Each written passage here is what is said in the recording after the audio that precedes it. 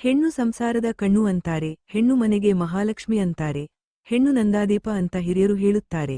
ಅಂತಹ ಹೆಂಗಸರು ತನ್ನ ಗಂಡನಿಗಾಗಿ ಕೆಲವು ಕೆಲಸಗಳನ್ನು ಮಾಡುವಾಗ ಯಾವತ್ತೂ ಕೂಡ ನಾಚಿಕೆ ಪಡದೆ ಮಾಡಲೇಬೇಕು. ಹಾಗಾದರೆ ಹೆಂಗಸರು ಗಂಡನಿಗಾಗಿ ನಾಚಿಕೆ ಪಡದೆ ಮಾಡಲೇಬೇಕಾದಂತಹ ಕೆಲಸಗಳು ಯಾವುವು ಎಂದು ತಿಳಿಯೋಣ. ಹೆಂಗಸರು ತನ್ನ ಗಂಡನ ಜೊತೆ ಸಂಭೋಗ ಮಾಡುವಾಗ ಯಾವತ್ತಿಗೂ ಕೂಡ ನಾಚಿಕೊಳ್ಳದೆ ಭಾಗಿಯಾಗಬೇಕು. ಗಂಡನಿಗೆ ಅತಿಯಾಗಿ ಸಂಭೋಗ ಆಸಕ್ತಿ ಜಾಸ್ತಿ ಇದ್ದರೆ ಬೇಸರಿಸದೆ ಗಂಡನ ಇಚ್ಛೆಗೆ ಅನುಗುಣವಾಗಿ ಇರಬೇಕು. ಇಲ್ಲದಿದ್ದರೆ ಸಂಸಾರದಲ್ಲಿ ವಿರಸ ಉಂಟಾಗುತ್ತದೆ. ಹೆಂಗಸರೇ, ಗಂಡನಿಗೆ ಸಂಭೋಗ ಮಾಡುವ ಆಸಕ್ತಿ ಅತಿಯಾಗಿದ್ದರೆ ಈ ಕೆಲವು ವಿಷಯಗಳನ್ನು ಅವರಿಗೆ ತಿಳಿಸಿ. ಸಾಯಂಕಾಲ ಸಮಯದಲ್ಲಿ ದಂಪತಿಗಳು ಸಂಭೋಗ ಮಾಡಬಾರದು. ಈ ತಪ್ಪಾದರೆ ಕೆಟ್ಟ ಗುಣದ ಮಕ್ಕಳು ಜನಿಸುತ್ತಾರೆ ಎಂದು ಶಾಸ್ತ್ರದಲ್ಲಿ ತಿಳಿಸಿದ್ದಾರೆ. ಹೆಂಗಸರು ಮುಟ್ಟಾದಾಗ ಮುಟ್ಟಿನ ಅವಧಿ ಮುಗಿಯುವವರೆಗೂ, ಅಂದರೆ 5 ದಿನದವರೆಗೂ ಯಾವುದೇ ಕಾರಣಕ್ಕೂ ದಂಪತಿಗಳು ಸಂಭೋಗ ಮಾಡಲೇಬಾರದು ಎಂದು ಹಿರಿಯರು ತಿಳಿಸಿದ್ದಾರೆ. ಇನ್ನು ಮುಖ್ಯವಾದ ವಿಚಾರವೆಂದರೆ ದಂಪತಿಗಳು ಮಲಗುವ ಕೊಠಡಿ ಕಗ್ಗತ್ತಲಾಗಿ ಇರಬಾರದು.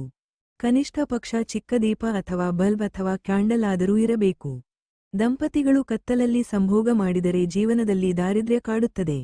ಅಷ್ಟೇ ಅಲ್ಲದೆ ಮಕ್ಕಳು ಸಹ ದಾರಿದ್ರ್ಯ ಅನುಭವಿಸುತ್ತಾರೆ ಮತ್ತು ಲಕ್ಷ್ಮಿ ನಿಲ್ಲುವುದಿಲ್ಲ ಎನ್ನುತ್ತಾರೆ ಹಿರಿಯರು. ಇನ್ನು ಗಂಡಸರು ಸಂಭೋಗ ಮಾಡಿದ ನಂತರ, ಅಂದರೆ ಬೆಳಿಗ್ಗೆ ಎದ್ದ ನಂತರ ಕಡ್ಡಾಯವಾಗಿ ತಲೆ ಸ್ನಾನ ಮಾಡಲೇಬೇಕು. ನಂತರವೇ ದೀಪಾರಾಧನೆ ಮಾಡಬೇಕು ಮತ್ತು ಇನ್ನಿತರ ಕೆಲಸ ಮಾಡಬೇಕು. ಆದರೆ ಹೆಂಗಸರು ಕೈ, ಕಾಲು, ಮುಖ ತೊಳೆದು ಮನೆಯ ಕೆಲಸಗಳನ್ನು ಮಾಡಬಹುದು ಹಾಗೂ ಹೆಗಲು ಸ್ನಾನ, ಅಂದರೆ ಮೈಸ್ನಾನ ಮಾಡಿ ದೀಪಾರಾಧನೆ ಮಾಡಬಹುದು. ಆರೋಗ್ಯದ ದೃಷ್ಟಿಯಿಂದ ಹೆಂಗಸರು ಪ್ರತಿದಿನ ತಲೆ ಸ್ನಾನ ಮಾಡಬಾರದು. ವಾರಕ್ಕೊಮ್ಮೆ ತಲೆ ಸ್ನಾನ ಮಾಡಿದರೆ ಸಾಕು. ರಾತ್ರಿ ಗಂಡನ ಪಕ್ಕ ಮಲಗಿದಾಗ ಗಂಡನಿಗೆ ಕಿರಿಕಿರಿಯಾಗುವ ಯಾವುದೇ ವಿಚಾರಗಳನ್ನು ಮಾತನಾಡಲೇಬೇಡಿ. ಯಾವುದೇ ಸಾಲದ, ಮಕ್ಕಳ ಅಥವಾ ಇನ್ಯಾವುದೇ ಬೇಸರ ಅಥವಾ ಕೋಪ ತರುವ ವಿಚಾರ ಬೇಡವೇ ಬೇಡ. ಗಂಡನ ಬಳಿ ನಗುತ್ತಾ ಮಾತನಾಡುತ್ತಾ ಮಲಗುವುದು ಒಳ್ಳೆಯದು. ಏಕೆಂದರೆ ಮಲಗುವ ಮುನ್ನ ದುಃಖದ ಅಥವಾ ಕೋಪದ ವಿಚಾರ ಮಾತನಾಡುವುದು ಒಳ್ಳೆಯದಲ್ಲ. ಅದು ನಿಮ್ಮ ಸುಖ ಜೀವನದ ಮೇಲೆ ಕೆಟ್ಟ ಪರಿಣಾಮ ಬೀರುತ್ತದೆ. ಗಂಡ ಹೆಂಡತಿಗಾಗಿ ಕಷ್ಟಪಟ್ಟು ದುಡಿದು ಸಂಸಾರವನ್ನು ನಿಭಾಯಿಸುತ್ತಾನೆ. ಅವನ ಆಸೆಯಂತೆ ಹೆಂಗಸರು ನಡೆದುಕೊಳ್ಳಬೇಕು. ಪತಿ ಸಂಭೋಗದ ವಿಷಯದಲ್ಲಿ ಯಾವ ರೀತಿ ಆಸೆ ಪಡುತ್ತಾನೋ ಆ ರೀತಿ ಹೆಂಗಸರು ಸಂಭೋಗ ಕ್ರಿಯೆಯಲ್ಲಿ ಭಾಗಿಯಾಗಬೇಕು. ಇದರಿಂದ ಗಂಡನಿಗೆ ಹೆಂಡತಿಯ ಮೇಲೆ ಇನ್ನಷ್ಟು ಪ್ರೀತಿ ಹೆಚ್ಚಾಗುತ್ತದೆ. ಇನ್ನು ಹೆಂಡತಿಯಾದವಳು ತನ್ನ ಗಂಡನ ಸುಖದಲ್ಲಿ ಮಾತ್ರ ಭಾಗಿಯಾಗದೆ ಅವನ ಕಷ್ಟದಲ್ಲೂ ಕೂಡ ಭಾಗಿಯಾಗಬೇಕು. ಪ್ರತಿಯೊಬ್ಬ ಹೆಣ್ಣಿಗೆ ಗಂಡನಿಲ್ಲದೆ ಪ್ರಪಂಚವಿಲ್ಲ. ಗಂಡನೇ ಹೆಂಡತಿಗೆ ಮತ್ತು ಮಕ್ಕಳಿಗೆ ಸರ್ವಸ್ವ ಆಗಿರುತ್ತಾನೆ.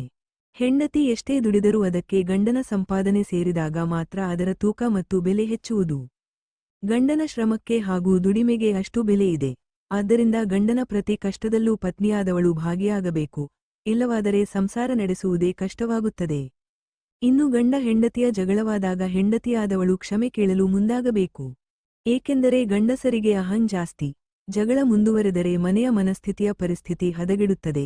ಇದರ ಪರಿಣಾಮ ಮಕ್ಕಳ ಮತ್ತು ಮನೆಯ ಸದಸ್ಯರ ಮೇಲೆ ಬೀರುತ್ತದೆ. ಆದ್ದರಿಂದ ನೀವೇ ಕ್ಷಮೆ ಕೇಳುವುದು ಉತ್ತಮ. ಇದರಿಂದ ನೀವೇ ದೊಡ್ಡವರಾಗುತ್ತೀರೇ ಹೊರತು ಸಣ್ಣವರಾಗುವುದಿಲ್ಲ.